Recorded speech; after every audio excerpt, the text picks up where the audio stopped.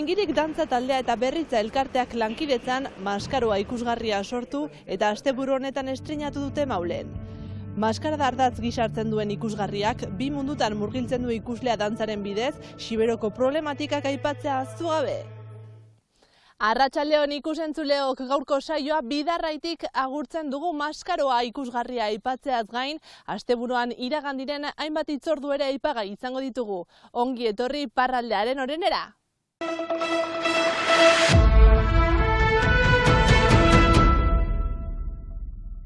Iparraldeko mugimendu feministak elkarretaratzea antolatu du Baionan, Baionako herriko etxeko langile bat indarkeria matxistagatik zigortua izan dela salatzeko. Badituena hainbat salaketa bortitza izateagatik hainbat esparrutan, fisikoki, psikologikoki eta ekonomikoki.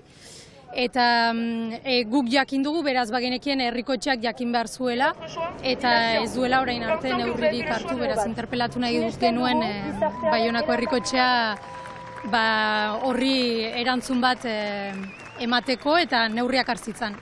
Hain zuzen, urri hasieran bi bikote horien kontrako indarkeriagatik kondenatua izan da Baionako auzitegia. Iruditzen zaigu justuki kondena bat delarik, betenen lana dela horrekin erantzunkizunez jokatzea eta pertsona horien gainean segimendu bat egitea minimoki.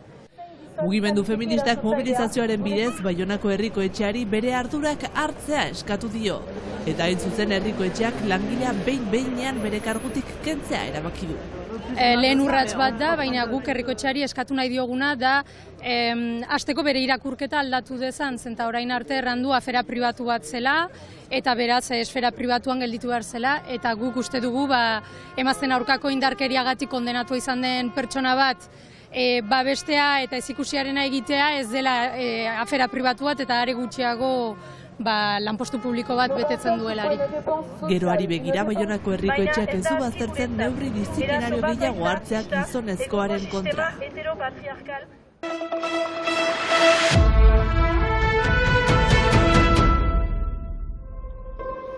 Maskaroa ikuskizuna izan da asteburu hontan estreinekoz Mauleko jaialain. Maskaradaren berri irakurketa bat gazte zuberotarren Arranguretan oinarrituta.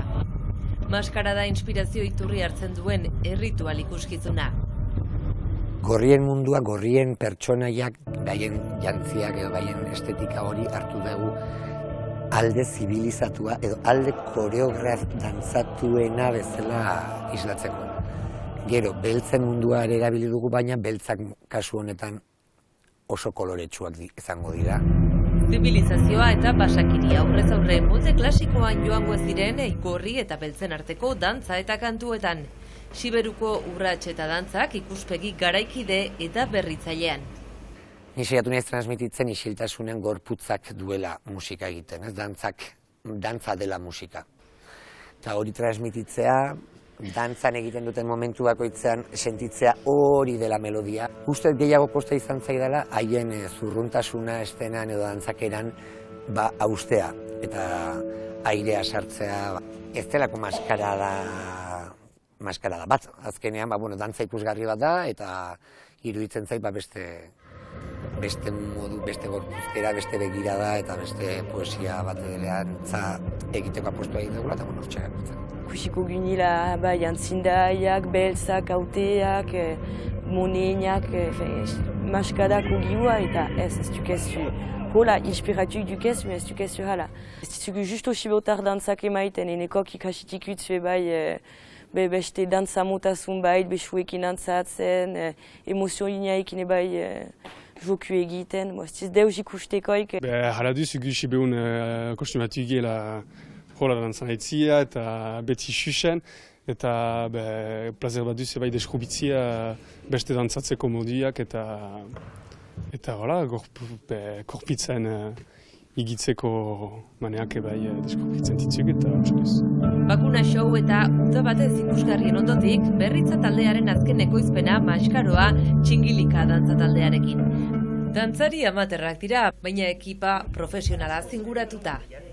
Jente hoik nurbaitela izan da genuen suzia rupen aldetik izigarri ezagutuk dutzu, bida be sen harremaztik kantoientako pastoal andana batetan parte hartu ititzi, eta guken kantoiak ezagutzen titzugu, eta bai, sekulako artistak dutzu, eta xantza bat dizugu hekin lan egitia, hei esker behita bai holako ikusgarri bat sortzen.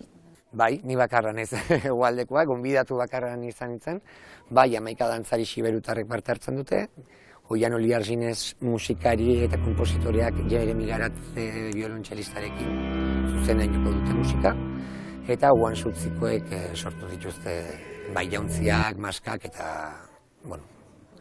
figurinista lanetan ibili dira. Osoki beste mundu bat duzuegoetako, ez ginizun ujantza profesionalekin lanin aitzia eta urrats handi bat duzuegoetako.